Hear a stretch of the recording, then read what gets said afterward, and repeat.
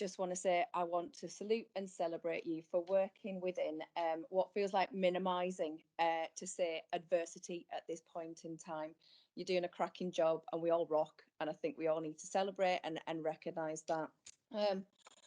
We come to you to talk about domestic abuse and language use and our views and insights and learning from our own practice epiphanies. And we think this is really important in terms of this overarching theme that we have this week, in terms of celebrating our achievements and our work as social workers, and our ability, that unique and brilliant ability we have as social workers, to reflect on our practice and to change and develop and to keep doing that. Next slide, please, Philippa. Slide. Yeah. Yes. Okay.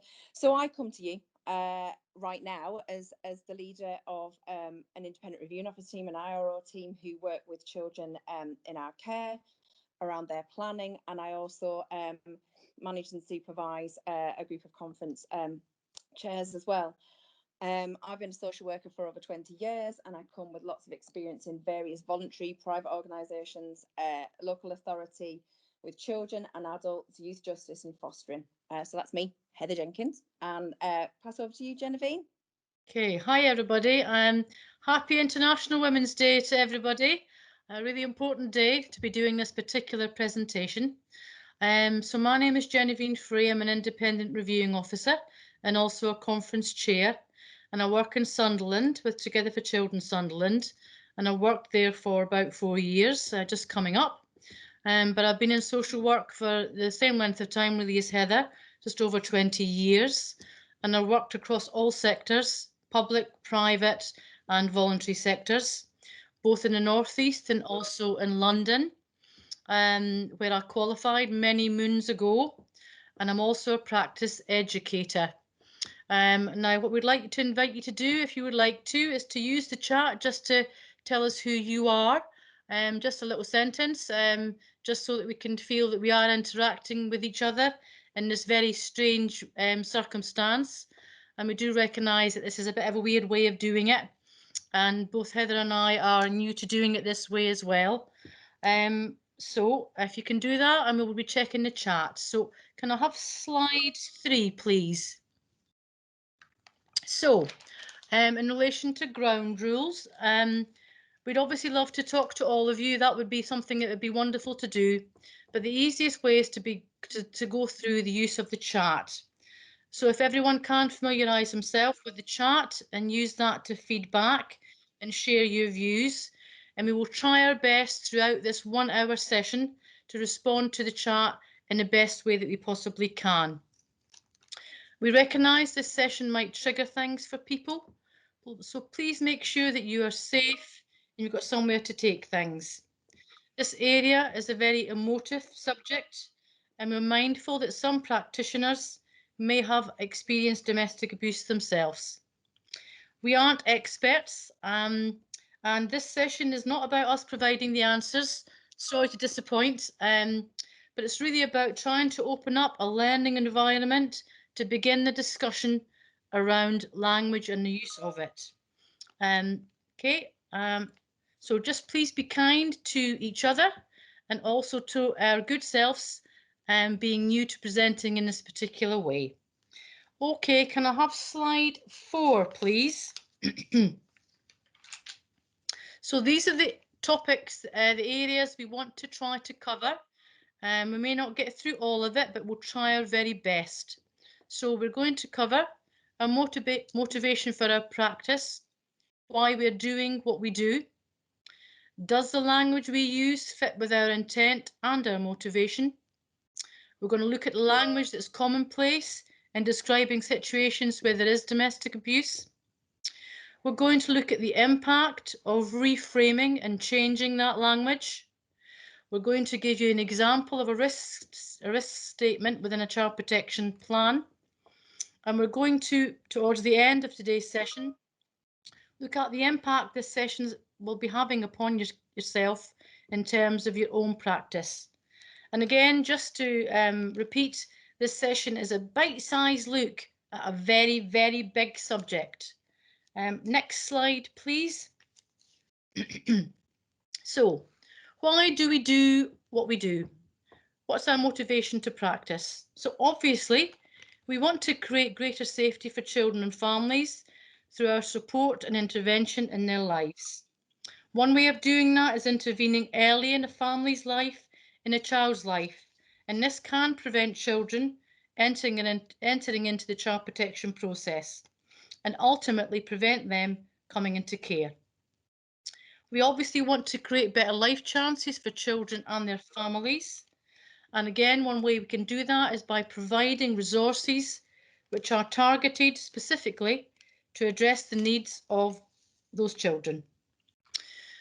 We want to seek to change the long-term thinking and behaviour from an adult or adults who pose the risk of harm. And ultimately, we want the perpetrator to take responsibility for changing their behaviour. We also want to look at our own self-development and learning. We want you to remain curious throughout, open to change and challenge your practice, no matter where you are on the social work spectrum. So this is why we do what we do. Next slide, please. That big question. So, does the language we use fit with our motivation and intent? And I think that's a really, really important question to begin to ask ourselves. What we do and how we do it and what we say has a dramatic difference right from the start of engaging with on any matter, but particularly here. Um, we've got to recognize that we're figures of power. Um, we talk about it all the time, but we need to be acutely aware of this and how we tread on people's lives, and that it's a privilege. And in the midst of COVID, we might feel very isolated and that, questioning ourselves. We might feel demoralized. Um, we can at least double that for the families that we're living with, and we can at least, yeah, I wouldn't like to times it by however many for those women and men and children who are living in abusive households. Um, I think we have to be acutely aware, again, especially in COVID in these unique times, that we're getting more limited opportunities to intervene. And so the way we intervene in children's lives, we have to seize those opportunities and make sure that right from the start, we're engaging, not isolating, not polarizing further, and we're creating opportunities for engagement. It has to count. How do we depict people? How do we depict ourselves? What do we want to show them about how we think and feel about them? And as conference chairs, um, it's really important to recognize that we now meet a lot of people virtually. And like you all are sat behind your cameras and I can't see you, I frequently can't see a woman. I frequently can't see a man. I don't know who's there with her. So I have to really hone in on what I am saying, how I am saying it, and how I'm behaving, and the questions that I'm asking, so that I'm not creating further danger and risk to her. And that these are all particular and unique learnings from what we're going through at the moment. So, with that in mind, just keep asking that question. Does the language and the way we behave fit with our motivation? Um, next slide, please. So, this is where I need you to join in, please. Um, Language that's commonplace and the impact that this has. What effect do these words and phrases have for you and those on the receiving end, do you think? Let's think about the words domestic violence. So, for me, um, this is a single incident. It's only violence. It's something that doesn't make, if it's verbal, doesn't matter. If it's coercion, doesn't matter. Violence. And I wonder for you, does that conjure up the same things? Does that make you think, or are you happy with that term? For me, I'm not happy with it. Tell me what you think. Um, the words perpetrator. What does that make you think about? For me, it creates shame. We're putting someone in a corner. We're telling him, we're giving him, this is what you are, this is your label. bad person, this is who you are. For me, we're isolating, we're polarizing, we are creating more defensiveness and no room for engagement, really, because immediately you're getting a backup. um the word victim, i don't I don't know how we feel about this. Victim survivor, is that better? um but victim for me again puts us on an unequal footing. It's again a really generic label, isn't it? It creates shame. Could I have done something different? This is who I am. I need help. I need a hand up. More than that, though, um, the idea of being in a toxic relationship where we've got domestic abuse, and in the main, yes, it is man. It can be a woman. We're not here to argue that point, but it creates inequality, doesn't it? It creates that they're both as bad as each other. It creates, yeah. I don't know if anybody's saying anything else. Just while we take a bit of a pause there, Heather, I just want to remind people of some statistics. Sadly, on this day, International Women's Day, the reality is that 2 women a week are killed by a former partner or current partner in England and Wales alone. And in a recent crime survey for England, year end March 2020, 2.3 million people experienced domestic abuse in the last year. So this particular topic, now more than ever, needs to be better understood and challenged in relation to the way that we are working with it. And also, just going back to what Heather had said earlier, this is a global pandemic, and there's been an increase of domestic abuse incidents across the world. And there was a recent thing on Radio 4 I was listening to last week, and Chile, at this moment in time, has got the highest figures of domestic abuse across the world. So I'm just replying to some of the chat, Heather, if you want to continue. Yeah. Uh, I read this and I struggle with it each and every time I read it on a police report. And this isn't to criticize the police; it's to challenge the police, and I have done. I'm not saying I have said anything I haven't to kind of officers and leaders within the force, but a verbal only incident. As a conference chair, reading that out and having a mother or a woman listen to that. What are you complaining about? It's just verbal. um what I'm what it says to him in the main is, well, it doesn't really count for anything. I just shout a bit. Doesn't really have an impact. And it really importantly, what does that say to a child? What does that say that's okay to live with and not okay to live with? And a verbal only incident, and then walk away, and then what? But then what goes on behind that? And for me, again, it's the language, but it's what that conveys. um a really controversial one: capacity to protect.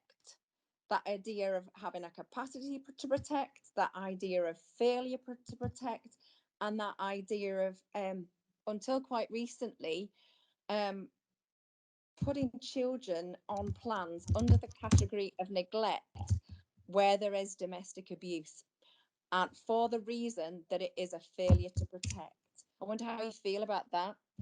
Um, because for me, that creates shame, uh, that that isolates the woman. Again, it is all her fault. When we write plans and we write assessments, what are, how are we talking to the women? Because the women tend to be very visible, and the men tend to hide. And that thread of capacity to protect, that idea of neglect, that idea of failure protect, that allows them to just stay well and truly hidden. It does not pull them into the light. It does not pull them into engage. and at times it gives them another rod to literally and very sadly beat a woman with at times, and beat a mum with. It also gives children someone to blame who isn't the right person to blame. So again, for me, I think we have to really think about that and change it.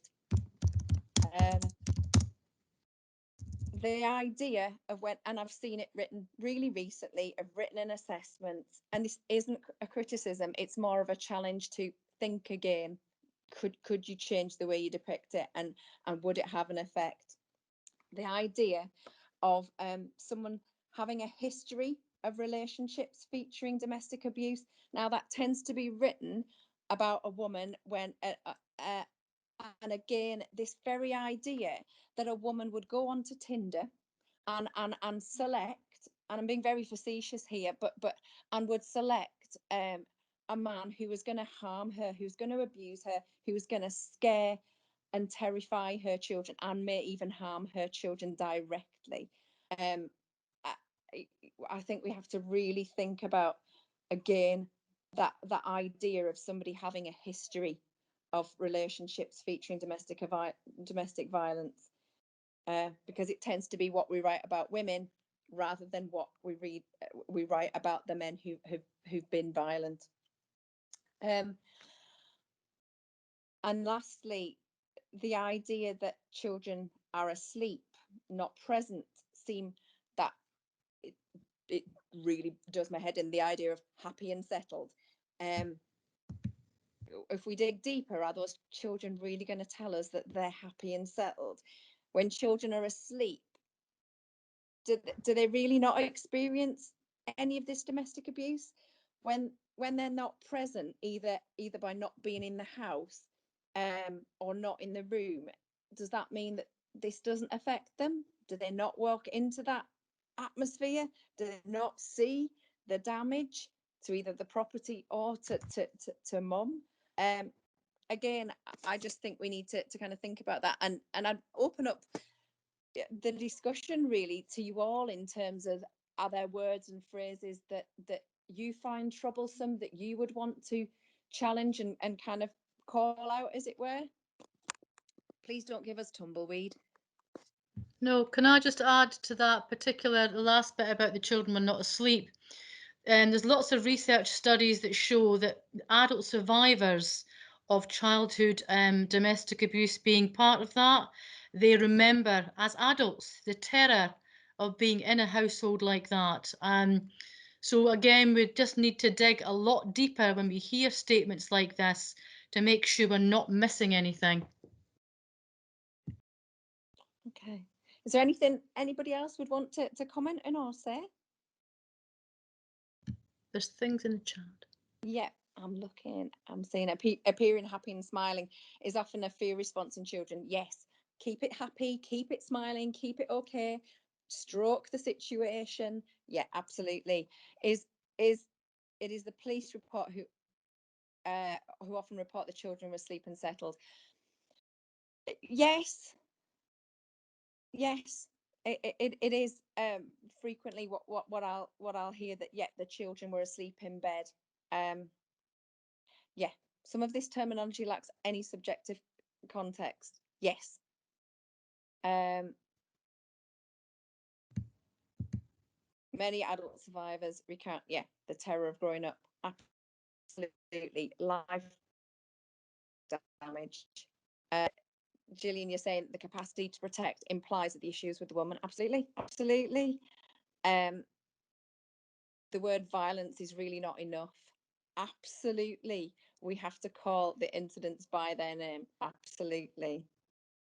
um Violence is very limiting presentation of the harm that domestic abuse can cause. Yeah, when you worked in a refuge, Karen, or Karen, the women often reported that emotional harm had a much longer impact on them, on their self-worth and their value. Absolutely. I think that verbal abuse can be equally as traumatic. The impact on the can be, especially if the child is listening in another room. Absolutely, and is imagining what is going on. Yeah, Gillian, terminology can very much minimize the issues and obscure impact. Absolutely. That absolutely is the point kind of what we're wanting to make here. If we could have the next slide, that would be really helpful, please. So, changing the language and the impact that this has on us, and what do you think that this is going to have on the receiving end? Instead of talking about a child has been exposed to, because they're not exposed to, a child has experienced domestic abuse, because they do. They live and breathe and feel it affects them, and they experience it, whether they're in that room or not, whether they're in that household all the time or not. It's a daily lived experience, isn't it? And I think we only honour and really truly value children's experience of this when we start recognising its experience. Yeah, we've said happy and settled, fast asleep in another room, off with grandma because it's all kicked off at home. No, no, no. They're worrying about what's going on when they're going to walk back in, or if they can ever walk back in again. And this is what sometimes I talk to men about. Do you understand the terror that goes through your child's head in terms of what might happen to their mum? And do you understand the trauma of what might happen to their mum, and what that will do to them? What about, instead of perpetrator, it's a dead easy label, isn't it? It's a one word kind of option, but a person who has been violent, controlling, aggressive, abusive, a person, because you start with that. It's nothing new. A person is a person, and their behavior is their behavior. But then we put the perpetrator, and it's all encompassing. And if we separate that out again, we give him the opportunity to come into the light. I know we're not happy with him. I know we don't condone any of his behavior, but he's a person, and we can work with that person, and we can eschew the behavior, and we can work with that. If we don't value him as a person and see him as a person, defensive, in the corner, all of that. What about the idea of her, again, it tends to be her, being a woman, a person who has experienced violence, abuse, degradation, rape, coercion, and who's been targeted by men or women who choose to be abusive? That's it, isn't it? It She hasn't got this, as I say, this idea of dating and choosing for these men to enter into her life. It's a history of being targeted by men and women who choose violence, isn't it? And abuse, and ways of degrading and coercing. Um, I wonder what you think about what could ask them, what you could ask children. I mean, these are examples of how I reframed things in terms of how does Freddie, for example, react when he sees you do that, and I'll name the behaviour. What do you think that behaviour looks or feels like for him or her? If he asked you why you did that, how would you explain that behaviour to him? And what do you think he or she needs you to do differently? Because for me, those questions are moving away from that shaming, blaming. They give absolute responsibility, but they're asking that person who sees themselves as a good dad, or wants to be a good dad. They give that opportunity, don't they? They give an alternative. They give a way out. They don't create defensive. And even when you get those people who say, well, he's all right, he's all right, he's all right, it's good to hold on to that and keep asking those kind of questions, isn't it? or how would you feel if that happened? And maybe that did happen to that person. I would say that childhood trauma, etc., can explain a lot, but it doesn't explain a choice for violence. Um, and we've got to be careful about those kind of questions and where that leads our thoughts and assessments, but nonetheless really important. Yeah, again, over to yourselves. Um, what have you found helpful? What would you ask a child? What would you ask the non-abusive parent to move away from this blaming, shaming, neglect, capacity to protect, and to honour a child's experience? Is there anything in the chat? Uh, you like the descriptive language, Angela? More specific to help person understand what's been spoken about? Yes, yes, because even when we're talking to families, and amongst ourselves, domestic violence, we don't go into it, and if we specify, then we can engage with it, can't we? um we know that trying to talk about valuing the perpetrator is hard, but we want to challenge our practice. Yeah, do you want to say something about that, Genevieve? About, sorry, Heather. I was just looking at some of the. Hold on. Uh-huh. Oh, Genevieve? sorry. Yes, I lost something there. Sorry, Heather. What were you asking of me? Apologies. It's all right. You said we know that trying to talk about valuing the perpetrator is hard. Yes, I mean, I think, one of the things that obviously part of everybody's social work practice is valuing the individual, valuing where they're coming from and their experience. But we're also human beings. And if you look back at the statistics that I read out earlier, as women, we will know another woman who has experienced domestic abuse at the hands of a man, and or a woman, and that can then be quite difficult. We can sometimes come into conflict professionally when we look at trying to um, practice in a different way with perpetrators. And I think supervision in regards to social work practice is absolutely crucial when we're looking at trying to change the way that we work with perpetrators, because it does challenge us as individuals, and it does challenge us as a profession. Um, and in the chat earlier, somebody was talking about, from the youth justice side, that some of the language around perpetrator, so on, is difficult for them because they use some of this the language that we're currently trying to challenge as a norm. So what we're looking at today is not an easy ask. We're opening up that discussion, and we do know that it will not only challenge ourselves, but it will also challenge the practitioners and the other professionals who work alongside. Yeah, absolutely. An unknown unknown user said, I like the questions to the person who's been violent, as they ask them to think about the relational. This is what this is all about, isn't it? If we want to change, we have to people to change.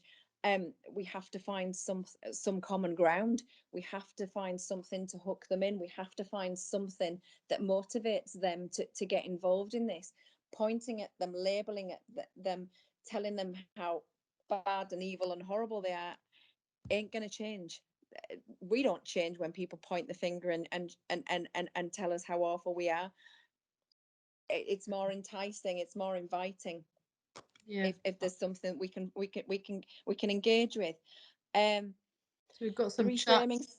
Yeah. Go on. seems to be about specific and reflective and getting the person to do that. Absolutely, Gillian, because again, for me this is about collaboration. It gives an opportunity for talking about, and if we want people to truly change, it's that whole systemic stuff, isn't it? If we want people to truly change, they've got to take some ownership. They've got to be reflective themselves. Otherwise, we just create that learned helplessness, that lean, or will tell them what to do. And you'll see us kind of we go further on that reframing and reflectiveness. It impact on the way we write plans and risk statements. Um, Gillian, you're asking, do you think perpetrator programs have a value? Ooh. Do these programs use that more specific, challenging language? Ooh, Gillian, do you want to talk? Do you want to do you want to actually have a voice and say something more about that? Or not? You don't have to. I can do. I was I worked previously in Edinburgh, and I know that a number of years ago there was a program which I now can't remember the name of it, but they were specifically working with men who were who had engaged in domestic abuse, and was very much aimed at kind of challenging their thinking. And part of what I understand about that program was getting the man involved put himself in the position of the woman who he had uh, not that she was Mentalizing there. kind Yes, of thing. Yeah. Yeah. and so I suppose I was just interested in your views about those programs and whether you thought they had any value, because they appear, although I wasn't involved in that work, programs appeared to have a very specific focus and did report some success. So I was just curious about your views about Well, the research isn't favourable or very complimentary of the success rates of kind of programs like building better relationships, etc. And I think that there's, I'm not giving you my opinion here, am I? I struggle um with those programs in terms of uh the language use, and I think some of the mentalization is really important, but I struggle with, having seen the outcomes. I don't what I tend to get and again, it's like the freedom program is oh, tick box, I've put my bum on a seat, as opposed to this has had a really big, meaningful impact on me and has changed the way I'm going to live my life and the way I'm going to behave, because my children need this and this is why they need it. So there isn't that, I don't and haven't seen that kind of wide dialogue. But that's not to slate entirely these programs, because they do have some success. Um, I think, like everything, like this here today, it's a work in progress, and it's a recognition that it is a work in progress and not one size fits all. Is that a fair enough answer, Gillian?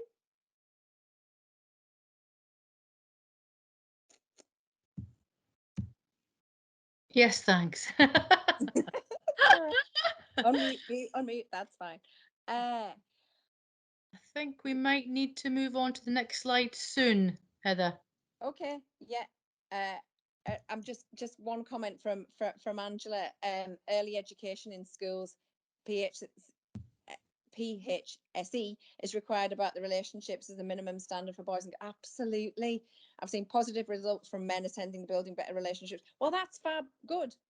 Okay. What does research say is most effective in enabling positive change? Relationships and more and more and more. It's not rocket science. Forming relationships and getting people to reflect and take responsibility. Could I have the next slide, please?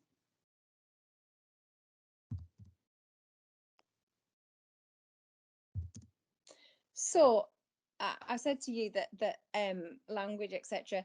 These are some examples of a risk statement that I wrote with a family, and I just want you to have a look at these. You can offer up comments. You can tell me they're rubbish. I don't mind. You can, but I just think that these help to convey what it is I'm talking about, and what it communicates, both to the children who in this situation are really young, to mum, and to dad who was the person who was violent and abusive and coercive. Um, yeah, I just wondered if you want to have a look at those and have a think and a discussion about those.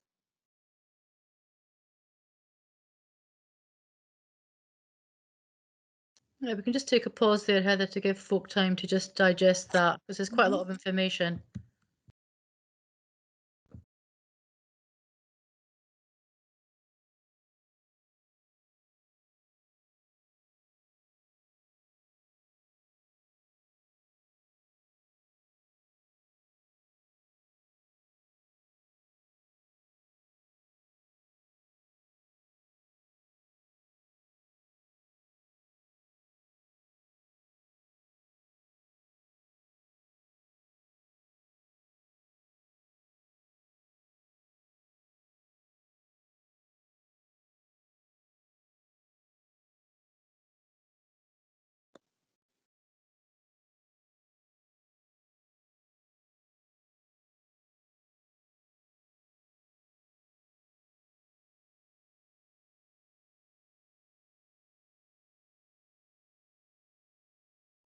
Yeah, do you want to go on to the next slide, please?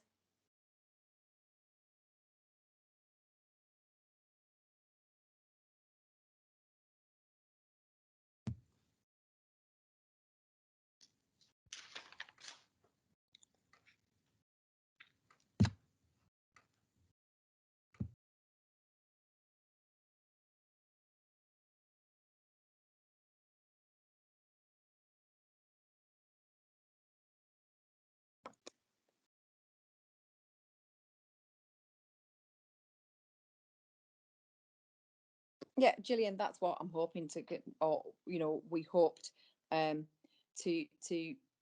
and certainly that's what the family said. The family said that this was a much, and they came up with kind of what we put in this risk statement. Okay, if you want to go on to the next slide, then please.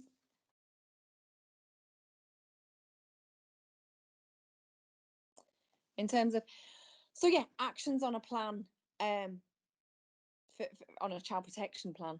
In this example, reframing, referring to the examples in kind of in the last slide. How do you think you might approach child protection plans and actions differently? For example,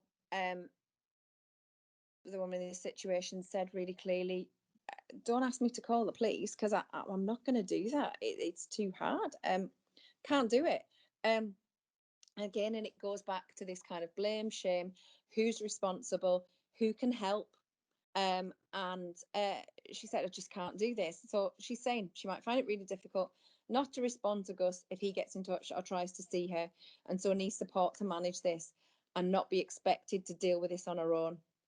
And she went back to live with her ex foster carer, and the ex foster carer put her hand up and said, right, me and my daughter agree that the only thing you're gonna have to do is just tell us he's been in touch, or if we see he's been in touch, we'll call the police, we'll do something about that. You don't have to feel you're on your own. And the action for Gus, in terms of him taking responsibility, was that he sticks to his bail conditions that have been set out, not to make any contact with Bev by any means. And even if the bail changed, we set him that rule that she's saying no contact. It's better for until we sort this out. You have no contact with her. You need to stick with that. And he agreed to that as okay. Those are the rules that I'll stick to. Again, I don't know if any thoughts or feelings that you have about that. I wanted to respond really to Steph about the not Steph, sorry, Carol, in relation to validation of Steph in your case example, Heather, and how important that was. Because I had a very similar case example of a young mum who did have family support around her. She had grandparents and also an auntie. And it came to Child Protection Conference, and what she was doing is she was taking her little one, her 5-year-old, to go and stay with grandparents and auntie when her violent partner came to call, because she was trying to remove her from that dangerous situation. But in the case conference, the family were extremely blaming and shaming of mum. But by reframing the language, I was able to turn that conference around to get them to see, very similar to the example that Heather has in front of us, to get them to see that actually what mum was doing was protective towards her child. She was actually trying to get her away from the violence, get away from the violent partner, trying to manage a very, very difficult situation. But initially, the conference would have gone down a different pathway if I, as a practitioner, and other practitioners hadn't challenged themselves to start thinking about things in a different way. And the outcome for that child and that family has been much more positive. So it can be really positive, it can be a really powerful way of changing the outcomes for children and women when you look at reframing a plan in this particular way. Yeah, and to kind of echo that, Genevieve, it partner agencies and the other people, the other professionals that we work with at times need to challenge us, and we need to challenge them, and this helps reframe it for them, because I was getting somebody asking me if we could have a plan quite recently under the category of neglect because of this failure to protect ideas, and actually by reframing it this way and giving that language, she pulled back from that and recognized that now this is not neglect, that this person, this woman, is doing her best to protect her children. The fault lies with the man who continues, or the person who continues to be violent, aggressive, abusive in whatever way. Angela, you're saying sometimes a family group meeting absolutely consist in ensuring opposite a child protection plan. The severity of the issue has been explored and revealed to the wider family. Absolutely, and it's the way that's done, isn't it, Angela? And the words that's used, and Cheryl, you're saying it's really difficult sometimes as the child's welfare is paramount. Yeah, absolutely. And so if you're working in a child focused way, then their safety has to be the priority. Absolutely. It does, and I can tell you that if this woman in this situation had not moved in with her foster carer, and we'd created those supports around her, I'm not sure that the children would be with her, because he was relentless and wouldn't let that go. And it was only, and Cheryl, you're absolutely right that the children have to be safe, and have to be, and their welfare has to be paramount.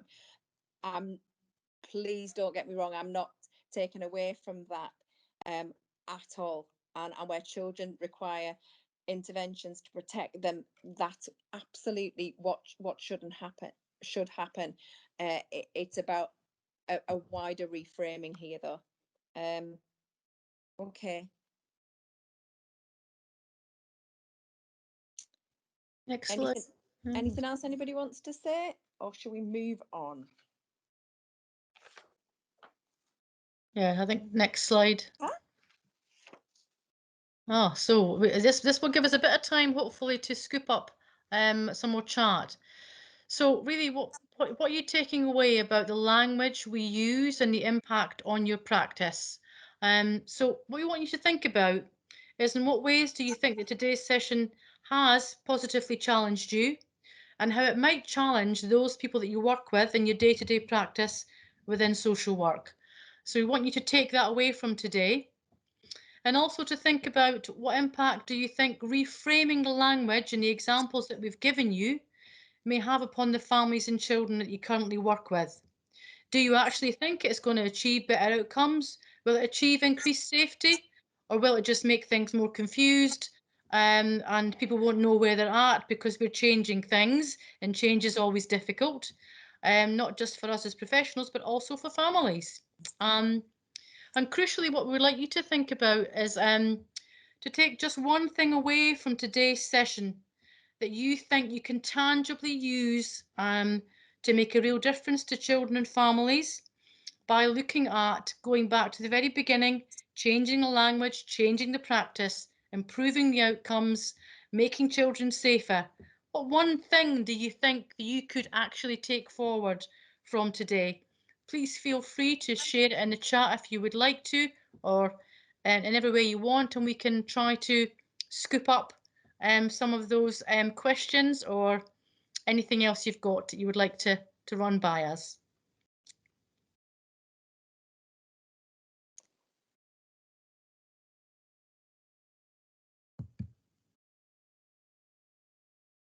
Yes, absolutely, Carol.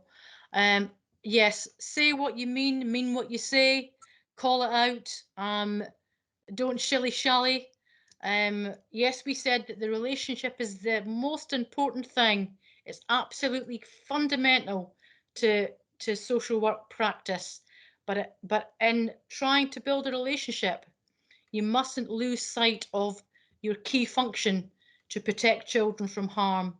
And the best way of doing that is being honest, open, and clear from the very, very beginning, whilst maintaining the relationship. And we know that's a difficult thing to do. We recognise that. But if we want to try to protect children better and women and bring down those domestic abuse statistics that I just read out earlier, then we've got to take that leap of faith, haven't we, really?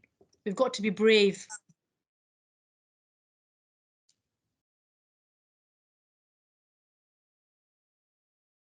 Yeah. The language is strengths-based. Yeah. And relational. Absolutely. Improves working relationships. Yeah. Yeah, it does, Gillian.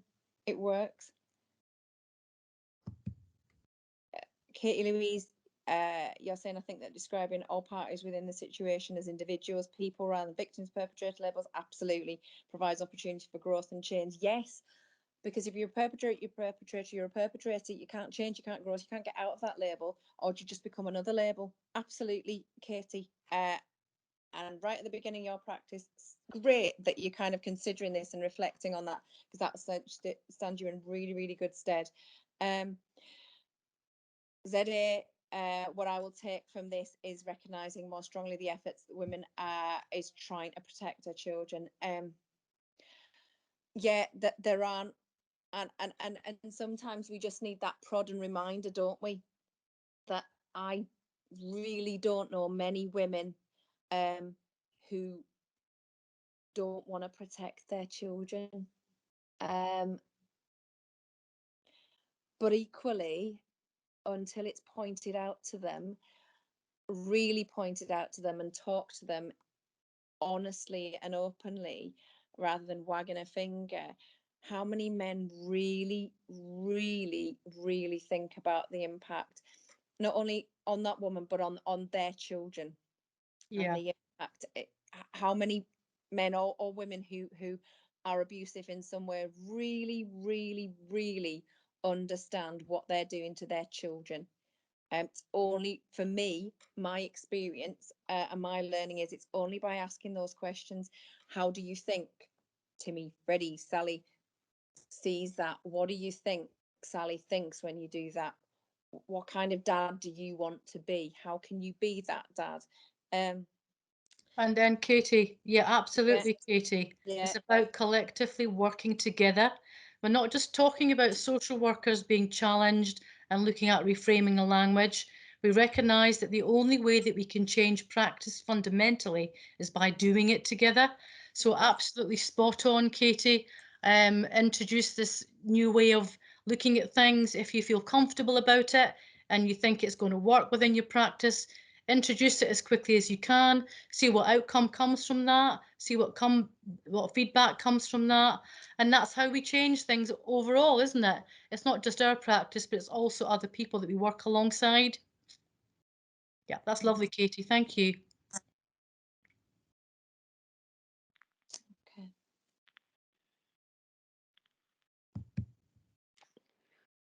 Yeah, Cheryl, good to reflect on language and terms and the meaning behind them and how they can lead to meaningful engagement.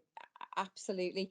And as I say, this isn't rocket science. It's good old fashioned reflective, good old fashioned reflection on practice, reflection in action, all of that stuff that we start with back at university and back in our learning. But sometimes we just need to prod ourselves, press the pause button, and really look at what are we doing. And like that question I asked, does our motivation to practice really fit with what we do, how we behave, and what we say? And Yeah. are we really thinking about the impact that what we say and what we do has, and how it isolates or polarizes or brings people into the kind of hidden men I describe as bringing them into kind of the light, bringing them into to sight, and working with them. I once asked Angela, you once asked a father what type of man he hoped his daughter would end up in within a relationship, and this really got him thinking. Absolutely relate it to you know, tug on the heartstrings, but that's the whole point, isn't it? Relate it. Yeah. Make it have meaning. I'm just sorry, Heather. Apologies. I'm just aware we've got 6 minutes left. Something's come up on my screen. Hang on. Sorry, Heather. Yeah, go on. It's okay. Apologies. We're not in the same room. It's difficult. Near the. Oh, Basically says it as we near the end of the session. Hope you enjoyed it. Appreciate it. Take some time to complete a brief survey. All right then. Yeah, that's fine. Yeah. So if we just last slide, folks. We just want to say thank you so much for coming along today. It's only been an hour. Heather and I have never done this before. We're newbies at doing it this particular way together. So we hope that you've got something from today. I think we both have. Okay. Thanks, guys. As really appreciate it. Yeah. Thank you, Julie, and also, yeah, that's lovely. Okay. Person's raised their hand, and I really can't see who it is that's raised their hand. Who has raised their who put their hand up? Okay, person from Social Work England who's supposed to be assisting with this. Can you tell us who's raised their hand? So I'm just looking and no one's got a raised hand at the moment on my screen, but did anyone want to ask a question to Heather and Genevieve? We've got a few minutes left. I'd just like to say a huge thank you to Heather and Genevieve for that really kind of insightful session on change the language, change the practice. And I think it's made us all, hopefully it's made us all think of about what we need to do and the power of language really, and how it kind of can really influence and impact how we engage with others. Before we go, did anyone have any questions or comments that they wanted to ask Heather or Genevieve? And if you do, you can use the raise the hand function.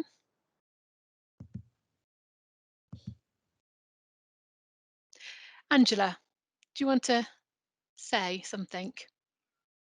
Yeah. Hi, I was going to say, what's the most recent research that you guys are looking at around domestic violence?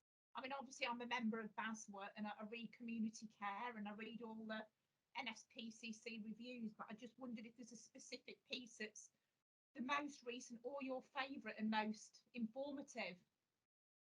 Sorry to put you on spot. Genevieve, you've been doing the research. You said the figures. What have you found most useful here? I didn't hear what Angela said because she's on. She's hardly.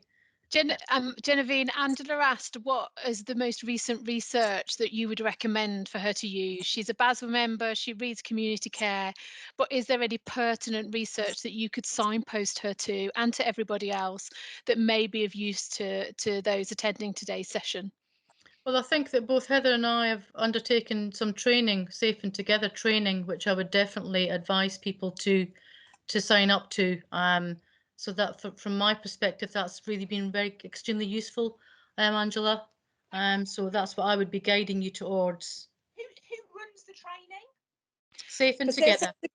Sorry. If you Google Safe and Together Institute, they've got lots of free podcasts and they're absolutely fantastic. If you've heard of Zoe Lodrick, she's amazing. She's just like she's total goddess in terms of the way she speaks and the way she kind of tackles the subject of domestic abuse. She's fantastic. But if you're talking about kind of facts and figures, Genevieve, where did you get all your facts and figures from today? I just looked on Google. Okay. So the Office of National Statistics 2019 Domestic Abuse Survey in England and Wales overview. I picked up some of my research from that, Angela.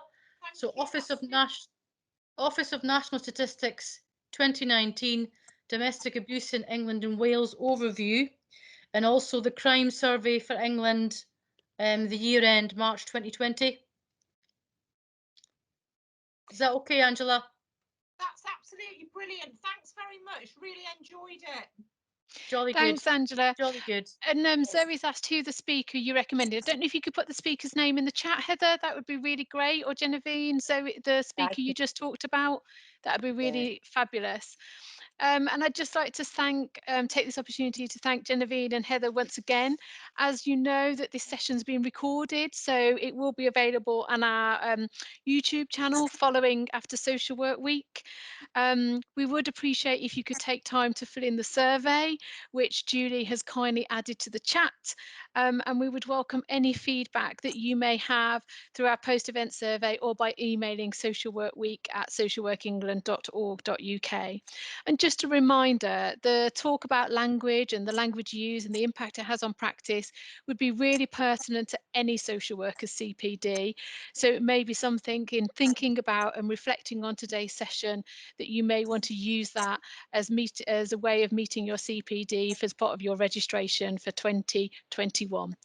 Thanks very much, everybody. We're running out of time. So thanks once again, Heather, Genevieve, thanks to Julie and Gillian behind the scenes who've been supporting this session. And hope you enjoy the rest of the evening. Take care, everybody. Bye-bye. Thank you for your help. Thank you very much. Thank